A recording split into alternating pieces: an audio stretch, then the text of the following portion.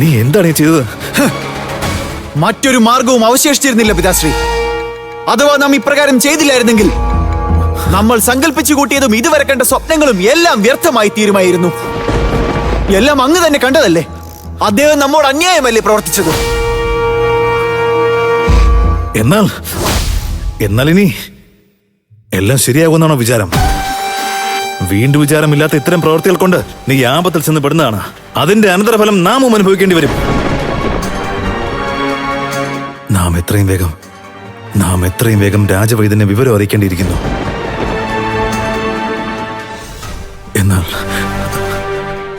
എന്നാൽ രാജവൈദ്യനും കാര്യം എന്താണെന്ന് ചോദിക്കും. മഹാരാജന്റെ ശിരസിൽ എങ്ങനെയാണ് ഈ മുറിവുണ്ടായതെന്ന് എന്തു പറയും? പിതാശ്രീ, രാജ്യവൈദ്യന്റെ കർത്തവ്യം ചോദ്യം ചെയ്യുന്നതല്ല, ചികിത്സ ചെയ്യുന്നതാണ്. അതുപോലെ അയാൾ ചോദിക്കുന്ന ഓരോ ചോദ്യത്തിന് ഉത്തരം നൽകുവാൻ നാം എന്തിനു ബാധ്യസ്ഥനാകണം? പിതാശ്രീ, പിതാശ്രീ,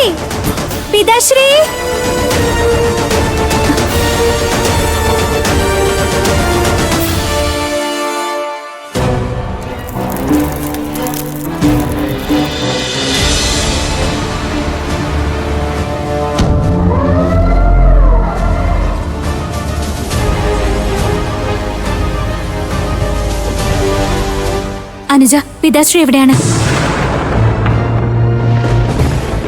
നമുക്ക് അദ്ദേഹത്തെ ഇപ്പൊ തന്നെ കാണണം.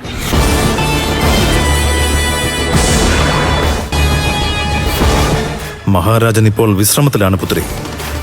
നീ അദ്ദേഹത്തെ കാണാൻ പിന്നീട് വരൂ. എന്നാൽ നാം അദ്ദേഹത്തെ ഒരു കാര്യം അറിയിക്കാൻ വന്നതാ. ഈ സ്വയംവരത്തിന് നാം തയ്യാറായിരിക്കുകയാണ്.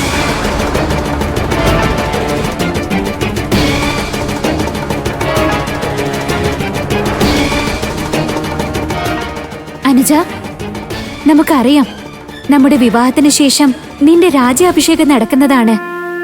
നിന്റെ രാജ്യാഭിഷേകത്തിന് ശേഷം ഈ രൂപനഗരം കൂടുതൽ ശക്തമായി തീരും. രൂപനഗരത്തിന്റെ നന്മയ്ക്ക് വേണ്ടി നാം ഈ സ്വയംവരത്തിന് തയ്യാറാണ്. കൊള്ളാം, വളരെ നല്ലത്. എന്നാൽ ഇതാ ഇന്ന് നീ ഒരു രാജകുമാരിയെ പോലെ സംസാരിച്ചിരിക്കുകയാണ്. കൊള്ളാം. മഹാരാജാവിനെ കുറിച്ച് ആശങ്കപ്പെടേണ്ട കാര്യമില്ല.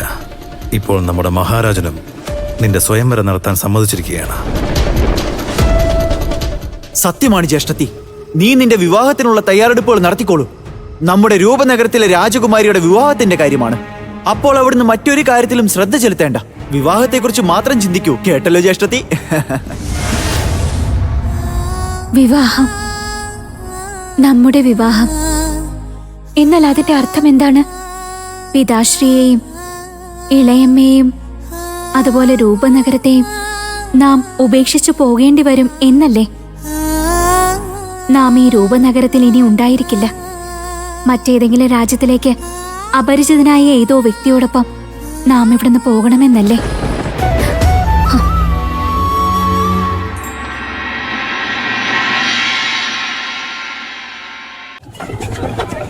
രൂപനഗരത്തിലെ രാജകുമാരി രൂപവതിയുടെ സ്വയംവരത്തിനുള്ള ക്ഷണപത്രിക യുവരാജാവിന് ലഭിച്ചിരിക്കുകയാണ്. യാത്ര ആരംഭിക്കുകയാണ്.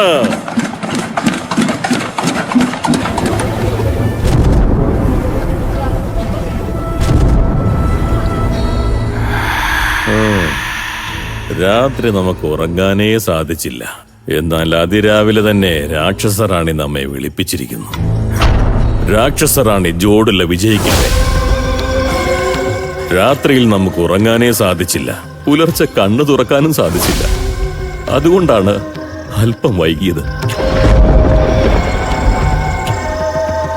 എന്താ, എപ്പോഴെങ്കിലും മന്ദനിദ്ര അനുഭവിച്ചിട്ടുണ്ടോ? ഇല്ലില്ല, അത് മനുഷ്യന്റെ ജീവിതത്തിൽ ഒരിക്കൽ മാത്രമുള്ളതാണ്. അങ്ങനെയാണെങ്കിൽ ഇപ്പോൾ നീ അപ്രകാരം ഒരു നിദ്രയിൽ മുഴുകിക്കൊള്ളൂ. റാണി ജോഡില,